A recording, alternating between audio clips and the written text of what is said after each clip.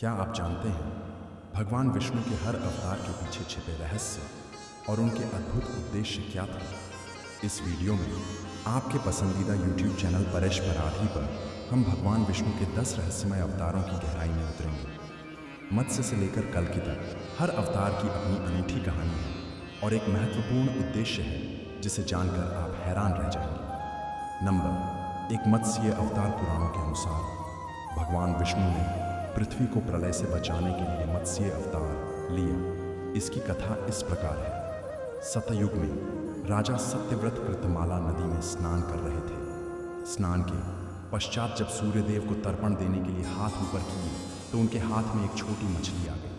उस मछली ने राजा से आग्रह किया कि उसे वापस नदी में न छोड़े, नहीं तो बड़ी मछलियां उसे खा लेंगी। राजा सत्यव्रत ने उसे अपने कमंडल में रख लिया और महल आ गए।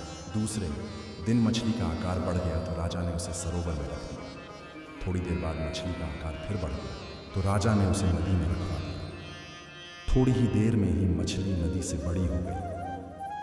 यह देख राजा सत्यव्रत समझ गए कि यह कोई साधारण मछली नहीं है। उन्होंने मछली को प्रणाम किया और उसे अपने वास्तविक रूप में आने को कहा। राजा के आग्रह पर भगवान विष्णु प्रकट हुए और कहा, हे राजन, यह मेरा मत्स्य अवतार है। यह अवतार मैंने हयग्रीव नामक दैत्य का वध और पृथ्वी को प्रलय से बचाने के लिए लिया है। सुनो राजा, 7 दिनों के बाद प्रलय आएगा, तब मेरी कृपा से तुम्हारे पास एक विशाल नाव आएगी। तुम उसमें बीजों, औषधियों, सप्तर्षियों और प्राणियों के सूक्ष्म शरीर को लेकर उसमें बैठ जाना। जब तुम्हारी नाव डगमगाने लगेगी तब मैं मत्स्य के रूप में तुम्हारे पास आऊँगा। तब तुम वासुकी नाग द्वारा उस नाव को मेरे सींगों से बांध देना। तब मैं तुम्हारे प्रश्नों का उत्तर दूंगा। फिर समय आने पर सत्यव्रत को मत्स्य रूप में भगवान दिखे और श्री हरि से आत्मज्ञान पाकर सत्यव्रत और सप्त आराशी धन्य हो गए। इसी आत्मज्ञान को मत्स्य पुराण के नाम से जाना जाता है। जब प्रकोप शांत हुआ तब भगवान ने हयग्रीव का वध कर सभी वेद वापस छीन लिए और ब्रह्मा जी को वापस सौंप दिए। इस प्रकार भगवान विष्णु ने मत्स्य रूप धारण कर वेदों का उद्धार किया तथा प्राणियों का कल्याण किया। नंबर 2, कूर्म। अवतार पुराणों के अनुसार भगवान विष्णु ने कूर्म यानी कछुए का अवतार लेकर समुद्र मंथन में सहायता की थी। एक बार महर्षि दुर्वासा ने देवराज इंद्र को श्राप देकर श्रीहीन कर दिया, अर्थात लक्ष्मी विलुप्त हो गई और देवताओं का वैभव नष्ट हो गया। फिर भगवान विष्णु ने देवताओं को दैत्यों की मदद से समुद्र मंथन करने को कहा। मंदराचल पर्वत को मथानी और नागराज वासुकी को नेति बनाया गया, परंतु जैसे ही मंदराचल पर्वत को समुद्र में डाला गया, कोई आधार नहीं होने के कारण वह डूबने लगा। फिर भगवान विष्णु ने विशाल कछुए का रूप लेकर पर्वत को आधार दिया। तब जाकर समुद्र मंथन संभव हुआ, जिससे अमृत, लक्ष्मी सहित 14 तरह के रत्न की प्राप्ति हुई। नंबर 3, वाराह अवतार ग्रंथ पुराण के अनुसार भगवान विष्णु ने एक अवतार वराह के रूप में भी लिया। इसकी कथा इस प्रकार है कि एक बार दैत्य हिरण्याक्ष ने पृथ्वी को समुद्र में छिपा दिया था। तब ब्रह्मा जी के नाक से विष्णु जी वाराह रूप में प्रकट हुए। सभी देवताओं ने उनकी स्तुति की। अपनी थूथनी की सहायता से उन्होंने पृथ्वी का पता लगा लिया और समुद्र के अंदर जाकर वे पृथ्वी को बाहर ले आए। जब हिरण्याक्ष दैत्य ने यह देखा तो उसने भगवान विष्णु के वराह रूप को युद्ध के लिए ललकारा। अंत में भगवान वराह ने हिरण्याक्ष का वध कर दिया। इसके बाद भगवान वराह ने अपने खुरों से जल को स्तंभित कर उस पर पृथ्वी को स्थापित कर दिया। आगे बढ़ने से पहले आपसे अनुरोध है कि यदि आपको यह वीडियो पसंद आ रहा है तो इसे लाइक करें और हमारे चैनल परेश पराधी को सब्सक्राइब अवश्य करें ताकि आप विष्णु जी के अन्य अद्भुत अवतारों की कहानियाँ भी जान सकें। तो चलिए आगे बढ़ते हैं। नंबर 4, नरसिंह अवतार। भगवान विष्णु अपने भक्त प्रहलाद की रक्षा करने और दैत्य हिरण्यकश्यप का वध करने के लिए नरसिंह रूप में प्रकट हुए। इसकी कथा इस प्रकार है। दैत्यों के राजा हिरण्यकश्यप को यह वरदान प्राप्त था कि उसे न मनुष्य, न देवता, न पशु, न पक्षी, न दिन, न रात में, न जमीन पर, न हवा में, न पानी में, न कोई अस्त्र, न कोई शस्त्र मार सकता है। इससे वह स्वयं को भगवान मानने लगा। उसके राज्य में जो भी विष्णु की पूजा करता उसे दंड मिलता।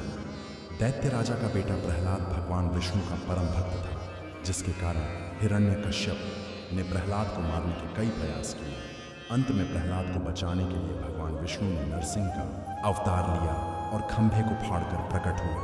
भगवान नरसिंह ने हिरण्यकश्यप को अपने जांघों पर रखकर अपने नाखूनों से उसका वध कर दिया। नंबर 5, वामन अवतार। इसकी कथा इस प्रकार है। प्रहलाद के पौत्र दैत्य राजा बलि ने स्वर्ग पर अपना अधिकार जमा लिया था। सभी देवता इस विपत्ति से निपटने के लिए भगवान विष्णु के पास गए।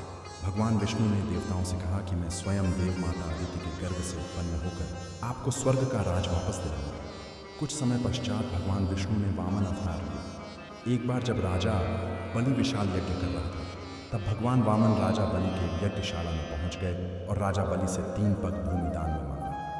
राजा बलि के गुरु शुक्राचार्य ने राजा बलि को दान देने से मना कर दिया था, परंतु राजा बलि ने फिर भी भगवान वामन को 3 पग धरती दान में देने का संकल्प कर लिया। भगवान वामन ने विशाल रूप धारण किया, 1 पग धरती पर, 1 पग स्वर्ग लोक पर रख दिया। जब तीसरा पग रखने के लिए कोई स्थान नहीं बचा, तब बलि ने भगवान वामन तीसरा पग अपने सर पर रखने को कहा। बलि के सर पर पग रखते ही वह सुतल लोक पहुंच गया। बलि की दानवीरता देखकर भगवान वामन ने उसे सुतल लोक का स्वामी बना दिया। इस प्रकार भगवान वामन की सहायता से देवताओं को पुनः स्वर्ग लोक मिल सका। नंबर 6, श्री राम त्रेता युग में राक्षस राज रावण का बड़ा आतंक था। देवता भी उससे डरते थे। उसके वध के लिए भगवान विष्णु ने राजा दशरथ के यहाँ माता कौशल्या के गर्भ से पुत्र रूप में जन्म लिया। अपना संपूर्ण जीवन उन्होंने मर्यादा के साथ जिया। पिता के वचन का पालन करने के लिए 14 वर्षों के लिए वनवास चले गए। यहाँ उन्होंने कई राक्षसों का वध किया। राक्षस राज रावण के द्वारा उनकी पत्नी सीता का हरण किया गया। पत्नी सीता की खोज में श्री राम लंका चले गए। वहाँ रावण और प्रभु श्री राम में घनघोर युद्ध हुआ, जिसमें रावण मारा गया। इस प्रकार भगवान विष्णु के अवतार श्री राम ने देवताओं को भयमुक्त किया था। नंबर 7, श्री कृष्ण द्वापर युग में भगवान विष्णु ने श्री कृष्ण अवतार लेकर अधर्मियों का नाश किया था। श्री कृष्ण का जन्म कारागार में हुआ था। उनके पिता वासुदेव और माता का नाम देवकी था। भगवान श्री कृष्ण का अवतार चमत्कार और लीलाओं से भरा हुआ है। कंस सहित कई दुष्टों का सर्वनाश उन्होंने किया। महाभारत के युद्ध में अर्जुन के सारथी बने और दुनिया को गीता का उपदेश दिया। युद्ध के पश्चात धर्मराज युधिष्ठिर को राजा बनाकर पुनः धर्म की स्थापना की थी। नंबर 8, परशुराम धर्म ग्रंथों के अनुसार इनका नाम पहले राम था। भगवान शिव से परशु अर्थात फरसा मिलने के बाद इन्हें परशुराम कहा गया। हरिवंश पुराण के अनुसार एक बार धरती पर एक राजा सहस्त्रबाहु, जो कि बहुत ही अभिमानी और अत्याचारी था, एक बार आर्षियों ने क्रोधित होकर उसे श्राप दिया कि भगवान विष्णु परशुराम के रूप में अवतार लेंगे और न सिर्फ उसका बल्कि धरती के सारे दुष्ट राजाओं का सर्वनाश करेंगे। इस प्रकार भगवान विष्णु ने महर्षि जमदग्नि और माता रेणुका के पुत्र परशुराम के रूप में जन्म लिया। फिर समय आने पर क्रम से 21 बार धरती से दुष्ट और अत्याचारी राजाओं का खात्मा किया।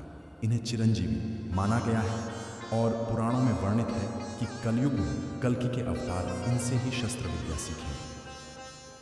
नंबर 9, बुद्ध को भगवान विष्णु का 9वां अवतार माना जाता है। यह अवतार अहिंसा और ज्ञान का प्रतीक है। भगवान विष्णु ने यह अवतार तब लिया था जब दुनिया में अत्यधिक हिंसा, अधर्म और अज्ञानता फैल गई थी। भगवान विष्णु ने दुनिया में शांति स्थापना के लिए यह अवतार लिया था। बुद्ध ने लोगों को अहिंसा, सत्य, करुणा और ज्ञान के मार्ग पर चलने की प्रेरणा दी। नंबर 10, कल्कि अवतार। कल्कि अवतार की कथा कल्कि पुराण में और भागवत पुराण में भी मिलती है। कल्कि अवतार भगवान विष्णु के 10वें और अंतिम अवतार हैं। मान्यता है कि वह कलयुग के अंत में उत्तर प्रदेश के संभल गांव में जन्म लेंगे। वे परशुराम जी से मार्गदर्शन प्राप्त कर देवदत्त नाम के सफ़ेद घोड़े पर सवार होकर दुष्टों का सर्वनाश करेंगे। कल्कि भगवान की इस अवतार के बाद एक नए युग का प्रारंभ होगा। दशावतार सिर्फ 10 कहानी नहीं है, यह है धर्म बनाम अधर्म की लड़ाई, सत्य की विजय और मानवता की दिशा। हर अवतार हमें सिखाता है कि समय चाहे कोई भी हो, जब अन्याय बढ़ता है तब ईश्वर कोई ना कोई रूप लेकर अवश्य आते हैं। मत्स्य से लेकर कल्कि तक यह अवतार हमें याद दिलाते हैं कि धैर्य रखो, कर्म करो और धर्म के मार्ग पर डटे रहो, क्योंकि भगवान हर युग में अपने भक्तों की रक्षा करते हैं। और शायद अगला अवतार तभी होगा जब हम खुद को बदलने के लिए तैयार होंगे, क्योंकि परिवर्तन बाहर नहीं भीतर से शुरू होता है।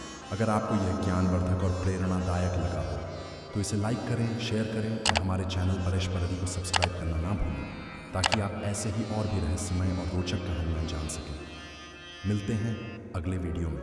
तब तक याद रखिए, हर युग में भगवान